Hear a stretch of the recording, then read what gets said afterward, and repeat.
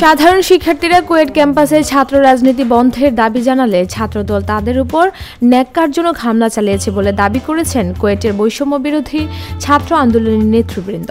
তবে এসব দাবি ভিত্তিহীন জানিয়ে স্থানীয় বিএনপি নেতারা দাবি করেছেন, সাধারণ শিক্ষার্থীদের নাম ব্যবহার করে বৈষম্য বিরোধী আন্দোলনের একটি অংশ ও ছাত্র শিবির এ ধরনের পরিস্থিতি তৈরি করেছে।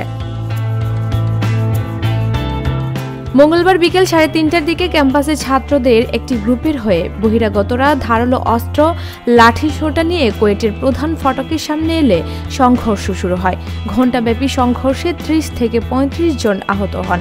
পরে সেনাবাহিনী, নৌবাহিনী ও পুলিশের একাধিক টিম গিয়ে ঘটনাস্থলে অবস্থান নেয়। এদিকে ছাত্রদলের হামলার অভিযোগের ঘটনায় ঢাকা বিশ্ববিদ্যালয়ে পাল্টাপাল্টি বিক্ষোভ সমাবেশ করেছে বৈষম্য বিরোধী ছাত্র আন্দোলন ও ঢাকা বিশ্ববিদ্যালয়ের শাখা ছাত্রদল। গতকাল রাত 7:30টার দিকে আরিফ সোহেলের নেতৃত্বে বৈষম্য বিরোধী ছাত্র আন্দোলনের এক অংশ বিক্ষোভ সমাবেশ করে রাজু ভাস্কর্যের পাদদেশে।